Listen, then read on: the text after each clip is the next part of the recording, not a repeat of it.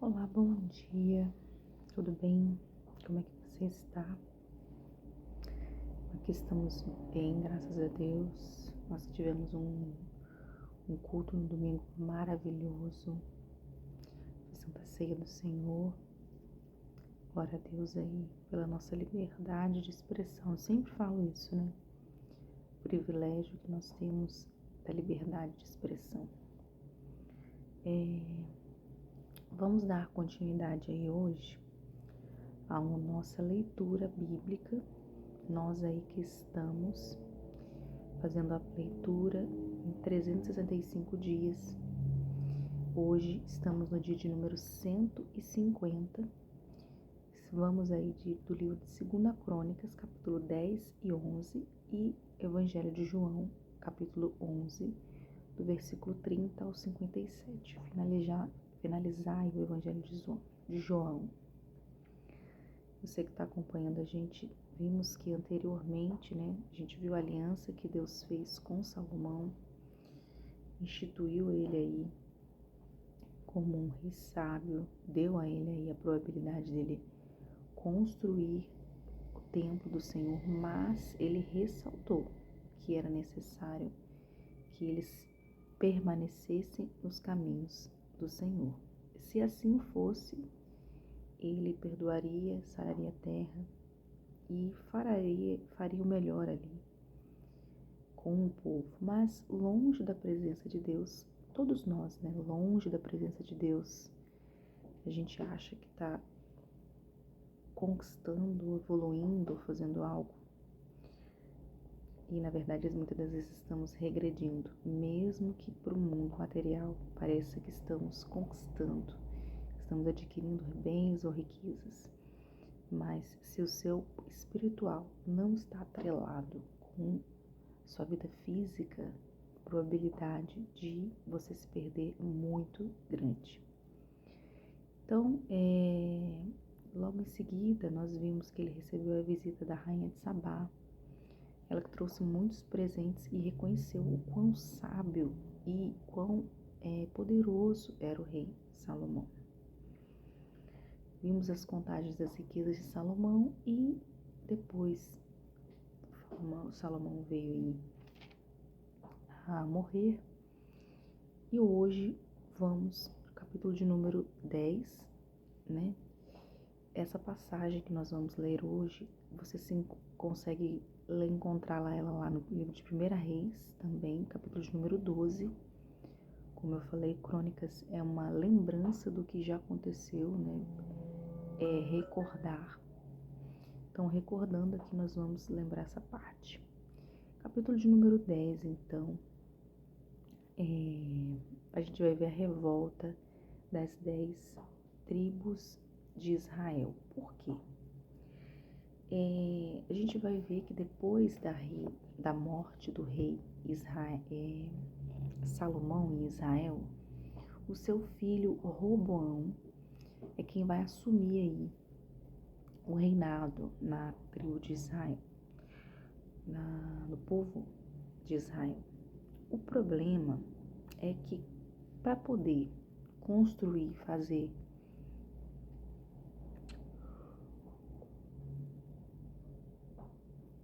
tudo que foi feito, Salomão ele introduziu aí alguns impostos que para aquela altura estava ficando pesado, né, para o povo. E aí, fora o trabalho, a questão do trabalho em si, né, que eles estavam tendo, eles vão reclamar aí para o filho de Salomão, Roboão, a respeito disso. Fala assim, poxa, Roboão, como assim, né? Vai permitir isso? E aí, a falta de maturidade de Roboão vai fazer ele tomar um rumo de uma posição que vai mudar todo o rumo da história, em que o povo as 12 tribos estavam juntas, mesmo que em territórios separados, mas pelo menos com o mesmo alinhamento de pensamento. A partir daí, acontece uma separação. 10 tribos vão se revoltar aí, descontentes com isso que eu falei com vocês, vão pedir o alívio aí dessa carga tributária. Roboão vai pedir orientação para quem não tem maturidade para dar orientação. E aí a gente vai ver o declínio de Roboão. Ele vai acabar separando aí as 12 tribos em 2 reinos, né? 2 reinos aí separados o reino de Judá, governado por Roboão, e o reino de Israel, que vai ser composto por 10 tribos, que vai ter aí Jeroboão à frente, liderando aí essas 10 tribos. Vamos lá então, para você entender. Roboão foi a Siquém, porque todo o Israel se havia reunido ali para o fazer rei. Jeroboão, filho de Nebade, que ainda estava no Egito, para onde havia fugido da presença do rei Salomão, ouviu isto e voltou do Egito. Mandaram chamá-lo e ele veio com todo o Israel a Roboão para lhe dizer: o seu pai nos impôs um peso jugo. Alivie a dura servidão de seu pai e o pesado jugo que ele nos impôs, e nós o serviremos. Então, inicialmente, Jeroboão, ele veio com todas as boas intenções. Ele vem aí para essa audiência com Roboão, faz esse pedido pelo povo, né? E a Roboão vai pedir 3 dias para ele responder para ele. O que ele vai fazer? Olha só, verso 5. Volte daqui a 3 dias. E o povo se foi. O rei Roboão foi pedir conselho aos anciãos que haviam estado na presença de Salomão, seu pai, quando este ainda vivia, dizendo: como vocês me aconselham a responder a este povo?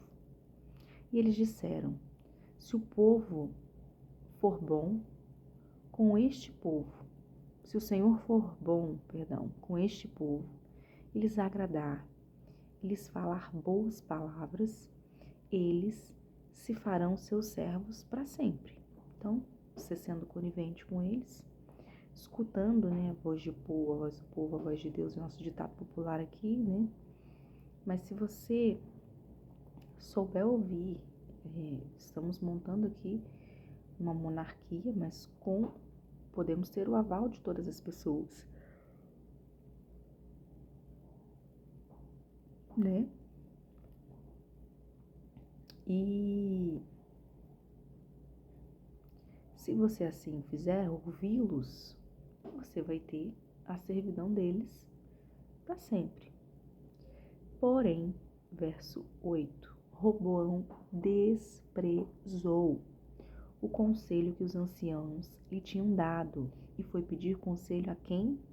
Aos jovens. A galera lá que andava com ele, aqueles amigos, sabe? Haviam crescido com ele e serviam ele. E aí ele vai perguntar: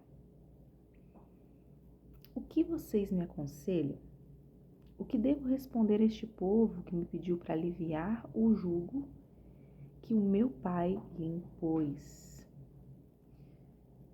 Adolescente jovem tem maturidade, responsabilidade para dar orientação a alguém?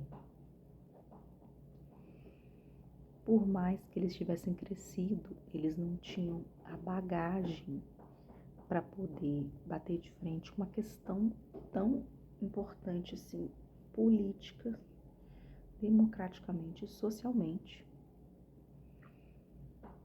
E aí, os jovens, verso 10, que haviam crescido com ele, responderam: diga o seguinte ao povo, que se queixa do pesado jugo que seu pai lhe impôs, e que pede para que ele seja aliviado. Diga-lhe o seguinte: o meu dedo mínimo é mais grosso do que a cintura de meu pai. Mas se o meu pai lhe impôs um jugo pesado, eu o tornarei ainda mais pesado. Meu pai castigou vocês com açoites, eu vou castigar com escorpião. Se o dedo mínimo é pequeno, ele vai fazer um castigo maior. Essa foi a orientação que os seus amigos deram. E aí, conforme combinado, no terceiro dia, vai Jeroboão aí encontrar com ele. Vai dizer, no terceiro dia, Jeroboão e todo o povo foram falar com Roboão, como o rei lhe havia ordenado, dizendo que voltasse em 3 dias. O rei lhes deu uma resposta dura, porque o rei Roboão havia desprezado o conselho dos anciãos. Preferiu seguir o conselho dos jovens, dizendo: meu pai lhe impôs um pesado jugo, mas eu o tornarei ainda mais pesado.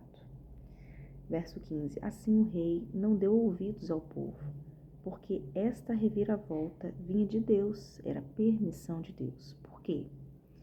Para que o Senhor confirmasse a palavra que tinha dito a Jeroboão, filho de Nadab, por meio de Aías, o silonita. Quando todo Israel viu que o rei não lhe dava ouvidos, reagiu dizendo: que temos nós em Davi? Não temos herança no filho de Jessé. As suas tendas, ó Israel, cuide agora da sua casa, ó Davi. Então, todo Israel se foi às suas tendas. Quanto aos filhos de Israel, porém, que moravam na cidade de Judá, sobre eles reinou Roboão. Então o rei Roboão enviou Adonirão, superintendente dos que realizavam trabalhos forçados.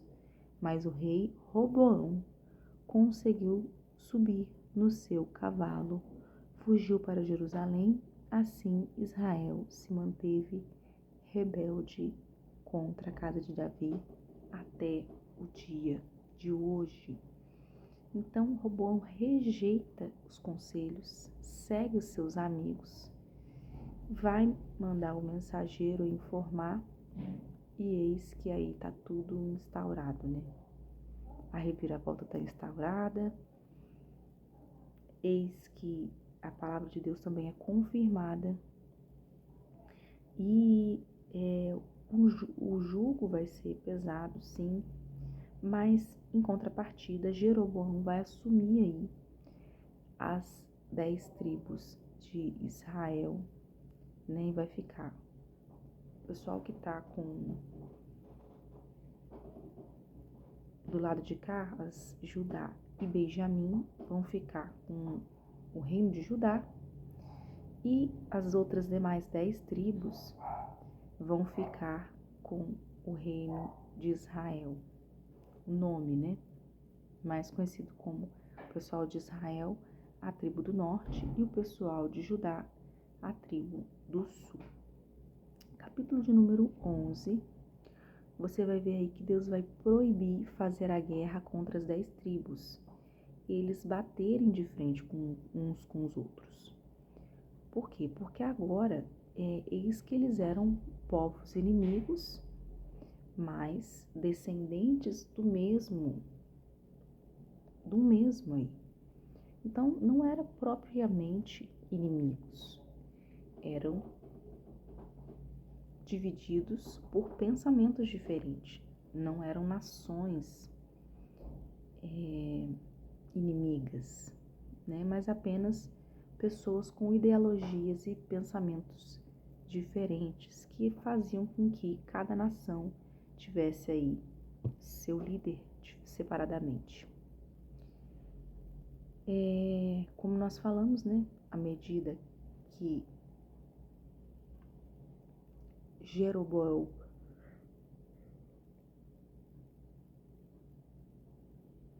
não foi muito legal, Mas aí agora ele tem esse desafio, né? À medida que o Jeroboão, e o servo de Salomão ali, começa a liderar e ameaçar o reino, Jeroboão vai buscar uma parceria aí e poder com outros povos, para que ele possa se rebelar contra o governo de Roboão. E Roboão, como resposta disso, ele vai construir ali fronteiras, muros, vai fortificar a cidade. E aí ele vai recrutar um exército para proteger o inimigo, só que também ele vai recrutar uma feiticeira. Gente, ele começa a se envolver com magias para poder entender o que está acontecendo com ele. A resposta de Deus para com ele não foi suficiente, né? Ele queria alguém que confirmasse mais o que estava acontecendo. E aí a gente vai ver realmente o reino se separando, né? A Judá e Benjamim começando a ser aí instituída, e Jerusalém agora sendo mudada como a capital da tribo aí. Bora lá. A revolta aí de Jeroboão.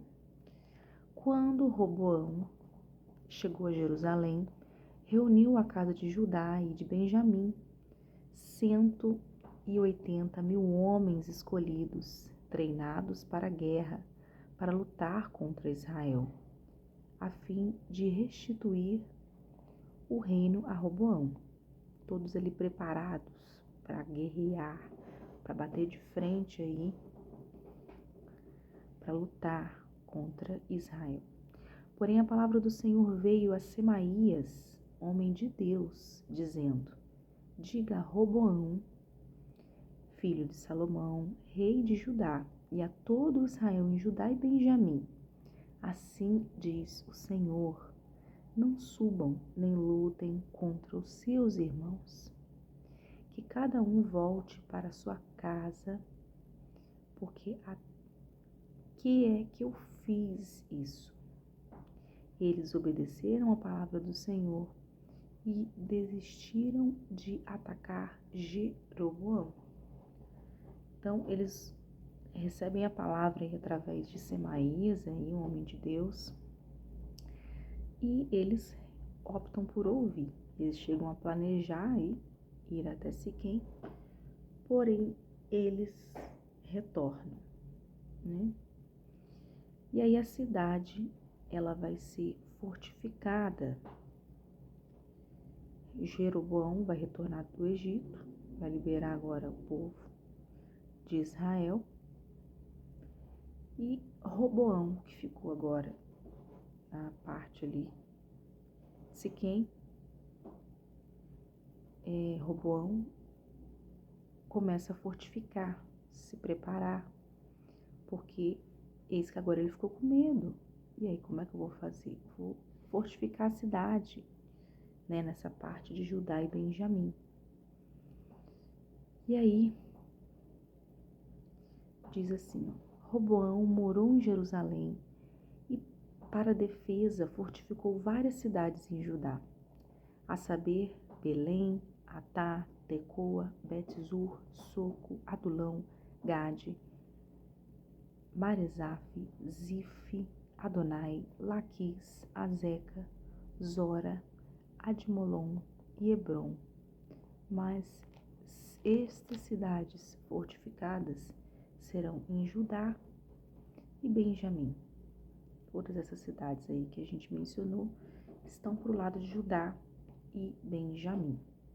Assim, Roboão se tornou em fortalezas, pôs nelas comandantes e nelas armazenou mantimentos, azeite, vinho, e pôs em cada cidade um arsenal de escudo, dizendo lanças,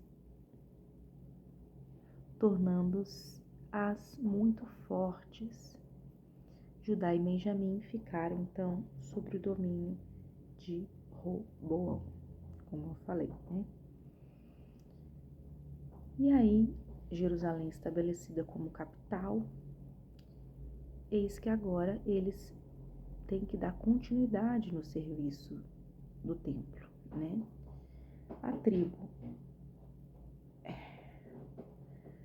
do norte, infelizmente aí, vai caminhar para algo que desagrada a Deus, que é a tribo de Israel.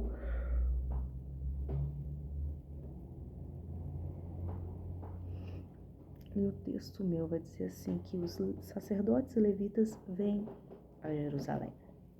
Vamos entender aqui para você ver. Os sacerdotes e levitas de todos os lugares de Israel apoiaram Roboão. Todos os sacerdotes apoiaram Roboão porque ele ainda permanecia à vontade de Deus, né? Os levitas abandonaram os arredores das suas cidades e a sua propriedade e vieram para Judá e para Jerusalém, porque Jeroboão e seus filhos os expulsaram para que eles não ministrassem ao Senhor.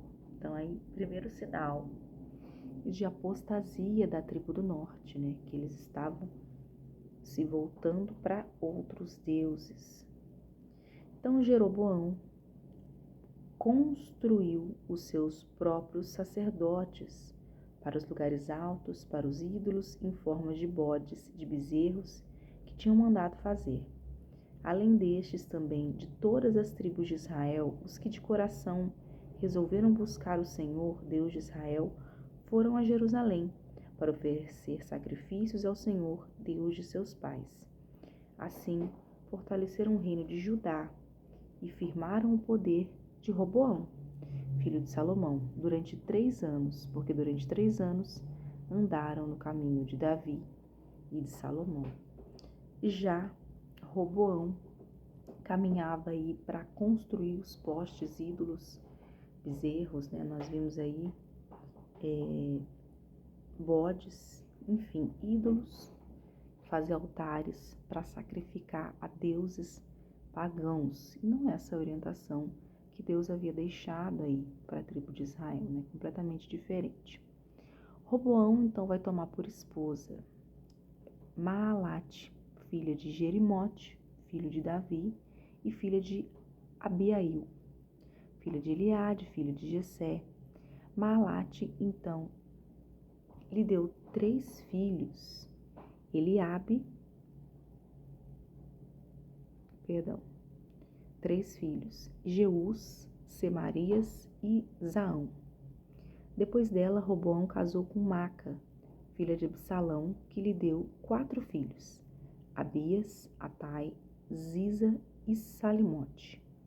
Roboão amava Maca, filho de Absalão, mais do que todas as suas outras mulheres e concubinas, porque lhe havia tomado, dizendo, 18 mulheres e 70 concubinas, e gerou 28 filhos e 70 filhas, 60 filhas.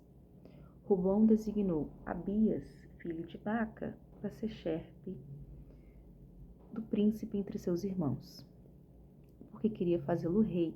A intenção era essa. E procedeu então com sabedoria e adquiriu todos os seus filhos com todas as terras de Judá e Benjamim. Por todas as cidades fortificadas, deu-lhes mantimento em abundância, lhe arranjou muitas mulheres. Então, Roboão aí vai ter várias esposas, vários filhos, vai nomear aí Mala como sua esposa principal, vai trazer sabedoria naquele período, vai espalhar seus filhos aí por todo o reino, né, para deixar bem mais claro, mas acima de tudo ele vai fortificar e não vai deixar ninguém passar fome, né, seguindo aí a vontade de Deus. Capítulo de número 12, a gente vai ver aí a invasão de Sisaque. Sisaque é o nome da cidade. a importância também da humildade diante de Deus. Temos que ser humildes, né, gente?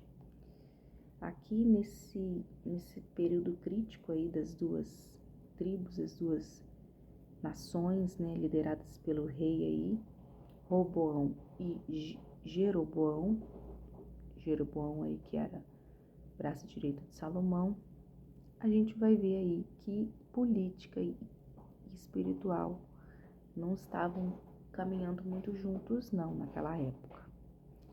Então, primeiramente a gente vai ver aí Roboão se dedicando à lei de Deus, né?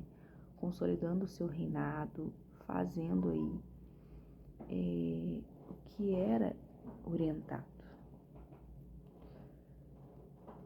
E à medida que a nação ela vai se desviando da fé, desviando de Deus, desviando da vontade dele, da retidão, ela também toma um caminho obscuro.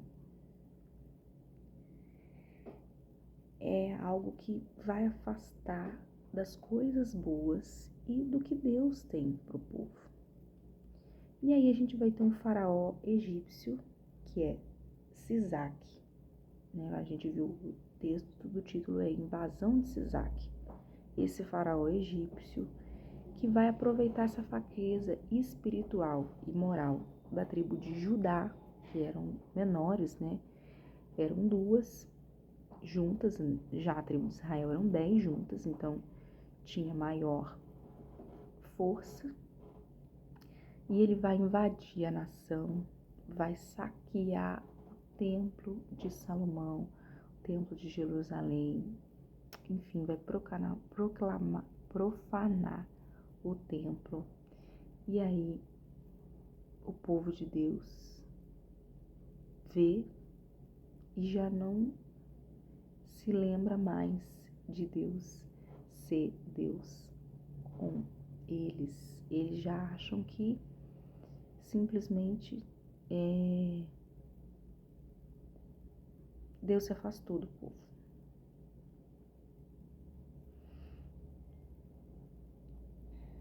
E aí,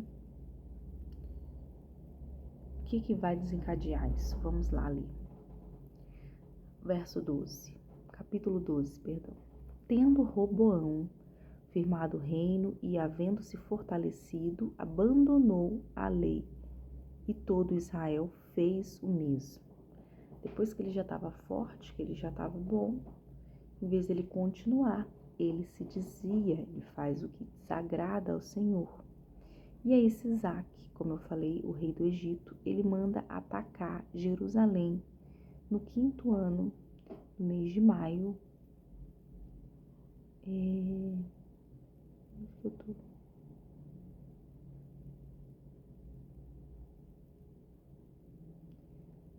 Quinto ano do reinado de Roboão. Isso aconteceu porque tinha transgredido contra o Senhor. O rei do Egito, então, ele vai atacar a cidade com 1.200 carros de guerra e 70.000 cavaleiros.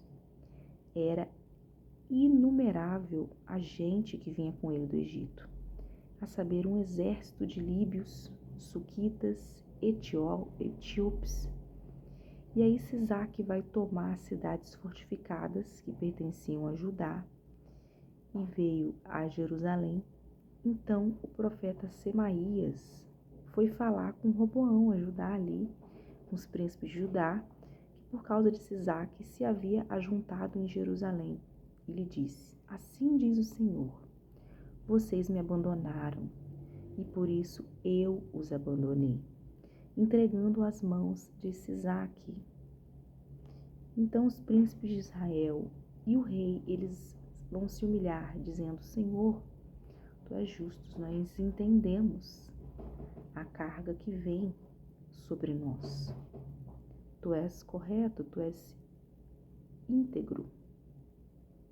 Quando o Senhor viu que eles se humilharam, a palavra do Senhor veio a Semaías, o profeta, dizendo: eles se humilharam. Não os destruirei, mas em breve lhes darei socorro. para que o meu furor não se derrame sobre Jerusalém, por meio de Sisaque, né, o comandante aí do exército egípcio. Porém, o rei egípcio, perdão, eram servos dele para que conheçam, porém serão servos dele, de quem? De Sisaque, o rei do Egito, para que conheçam a diferença entre o que é servir a mim e servir aos reinos na terra. Vocês querem se desviar? Então vocês vão conhecer a minha pesada mão. Eu vou permitir. Vocês vão se arrepender. Vocês vão se sentir culpados, sim. Mas a consequência do erro, ela vem sobre você. É fato. Você pode se arrepender, sim. O Senhor pode olhar, sim, para você. Mas a consequência do que você fez errado sempre recai sobre você. Se lembre disso na sua prática da sua vida hoje. Porém serão servos dele para que conheçam a diferença.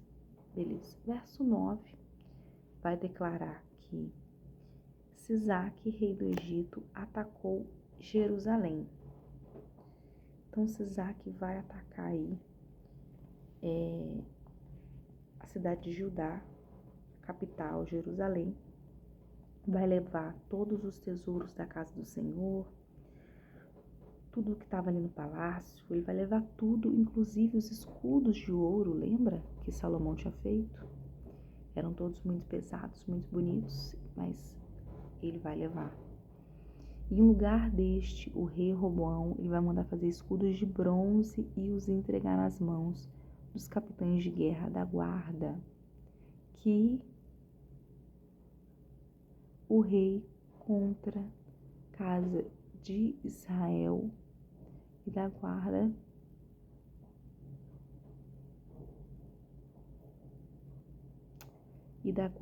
vinham, usavam os escudos e depois os devolviam à câmara da guarda. Então os escudos que eram inicialmente de ouro foram trocados por escudos de bronze e guardados aí na câmara da guarda.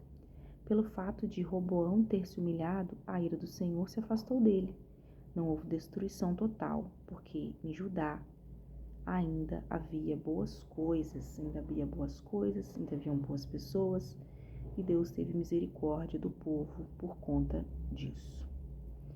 Porém, a gente vai ver aí do lado o reinado de Roboão, como que estava indo, como que estava seguindo.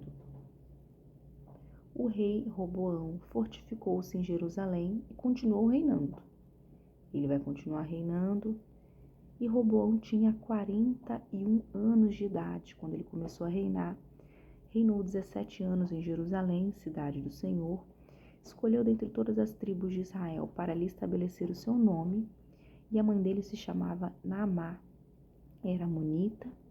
E Roboão vai fazer o que é mal. Começa muito bem, mas depois ele vai se desviar do caminho de Deus e vai deixar o mal prevalecer. Quanto aos demais atos de Roboão, tanto os primeiros como os últimos, não está tudo escrito agora no livro de Semaías, o profeta, e no livro de histórias do vidente do registro de genealogias? Roboão e Jeroboão estiveram sempre em guerra. Roboão morre e o seu sepultamento foi feito na cidade de Davi, e Sabia, seu filho, recrutou em seu lugar. Então, depois que Roboão morreu, Abias, seu filho, vai assumir o reinado aí de Judá. Até aqui, então, hoje, o dia de número 150.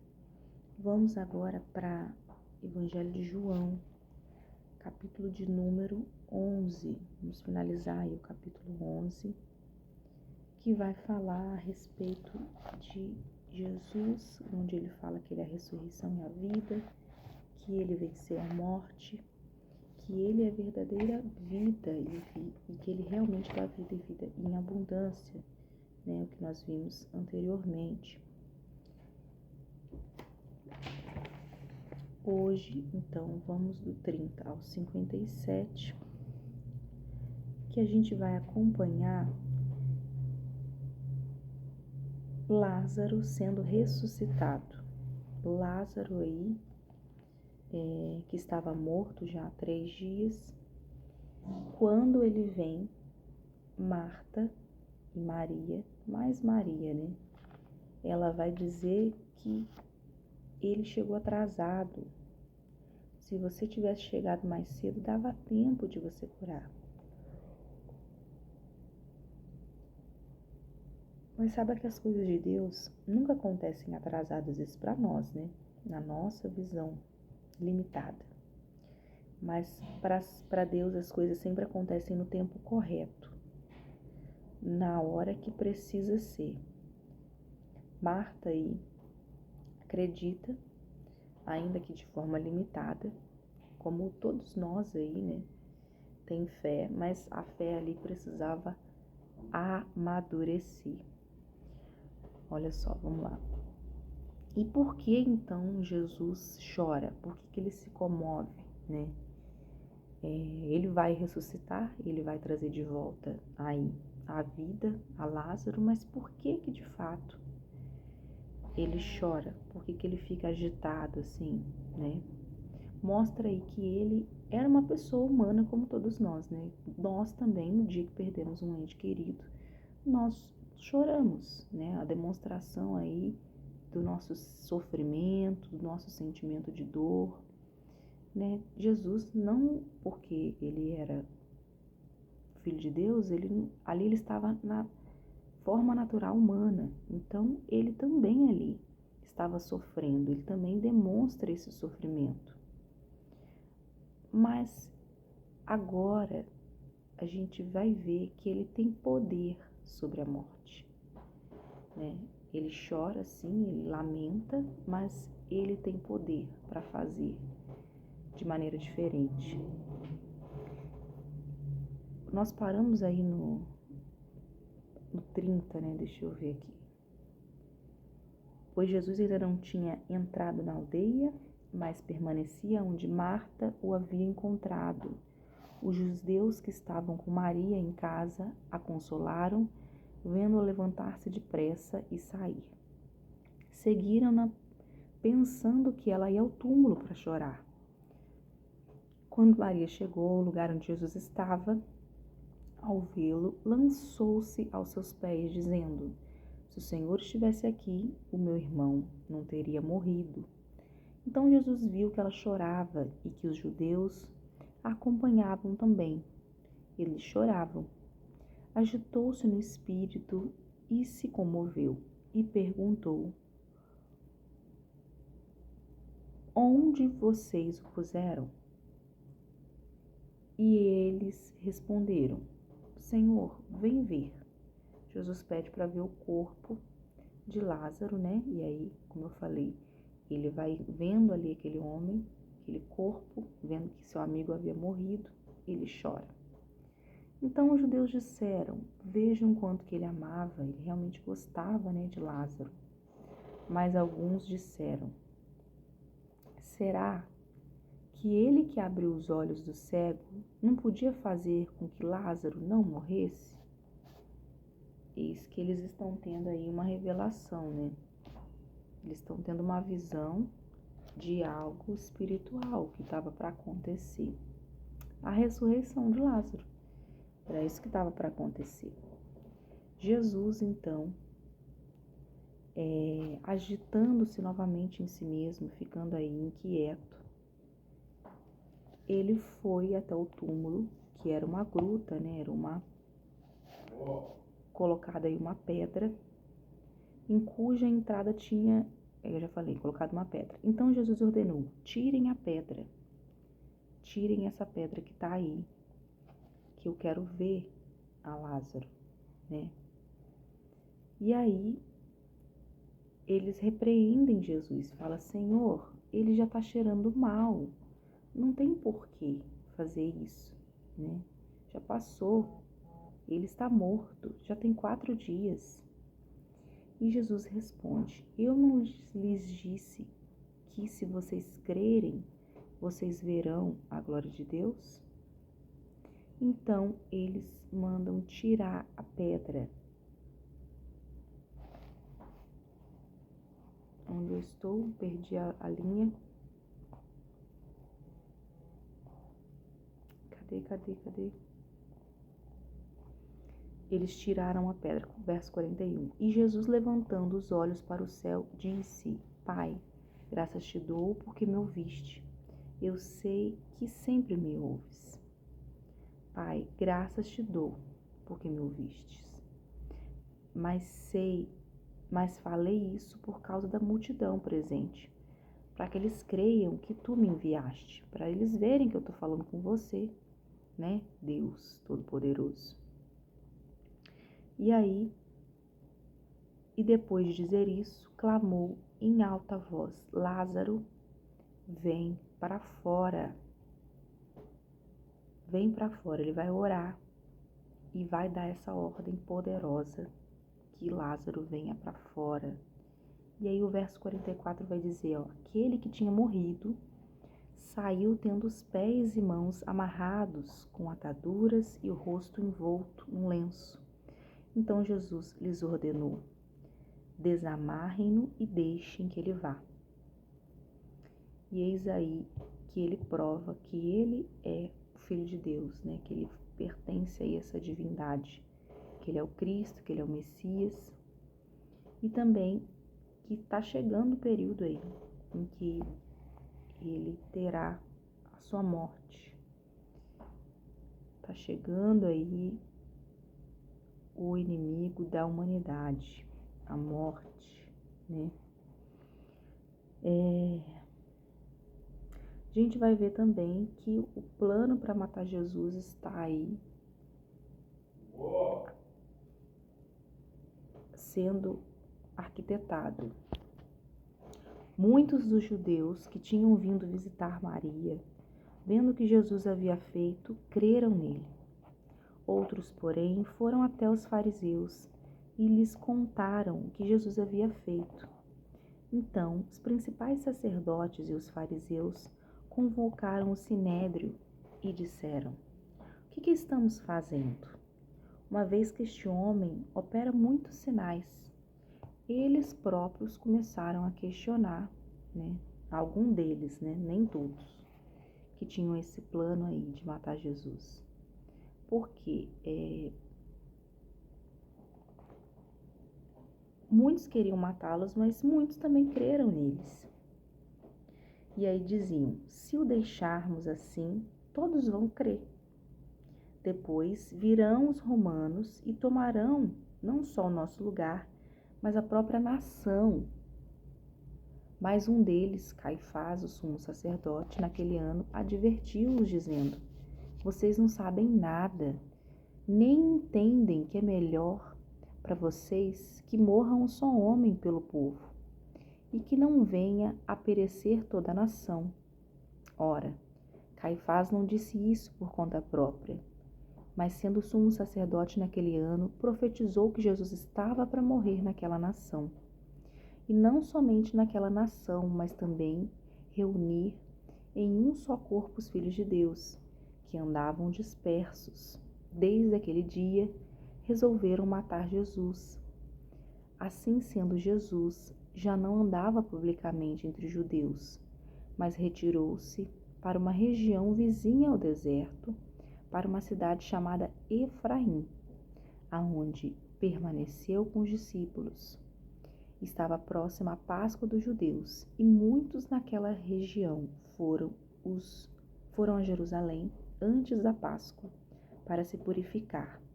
Lá, eles procuravam Jesus, e estando eles no templo, diziam uns aos outros: o que vocês acham? Ele não virá à festa? Ora, os principais sacerdotes e os fariseus haviam ordenado que se alguém soubesse onde ele estava, o denunciasse, para que pudessem prendê-lo.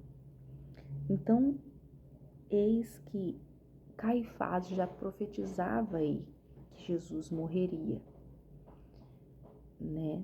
E todos ali, sabendo que Caifás era um sumo sacerdote, compraram aquela ideia, não com a ideia de que Caifás havia profetizado, que era para juntar a nação, que ele era o Cristo, que ele era o Messias, que ele era o Filho de Deus. Não, eles queriam matar Jesus com o intuito de perder o comando político, achando que Roma ali viria depois contra eles mesmos, se ele permitisse que Jesus estivesse à frente. Eles queriam estar à frente do poder e não que ninguém se colocasse à frente deles. E foi instituída essa ordem aí, de que se alguém soubesse onde ele estivesse, que denunciasse, para que eles pudessem prender aí a Jesus. O texto a gente vai até aí hoje, né? Vimos aí Lázaro sendo ressuscitado e que os sacerdotes ali, os sumos sacerdotes ainda planejavam, arquitetavam algo contra Jesus. Vamos até aí então, vamos orar, amém? Pai, nós queremos agradecer pela Tua palavra, pelos Seus ensinamentos e pedir que o Senhor esteja conosco, Pai, em nome de Jesus, neste dia, nosso trabalho, na nossa vida secular. Pai, em nome de Jesus, nos auxilie, Senhor, nos Seus ensinamentos, que nós não desviemos da Tua palavra, que nós continuemos firmes nela, Senhor. Nós vimos os exemplos dos reis do Antigo Testamento, que ora estavam próximos de Ti, ora se afastavam. Senhor, esteja sempre conosco, nos ajude nisso, nessa empreitada, Pai, em nome de Jesus. Assim nós pedimos, Senhor, pedimos pelo Seu Filho Jesus, que é quem nos dá vida, quem nos dá força, quem nos mostra aí que é real em nossas vidas. Em nome de Jesus, esteja conosco como igreja, como corpo de Cristo, fala conosco todos os dias. Assim nós oramos e pedimos em nome de Jesus. Amém, amém e amém. É isso aí, graças a Deus ficamos aqui, dia de número 50. Espero você na próxima. Tchau.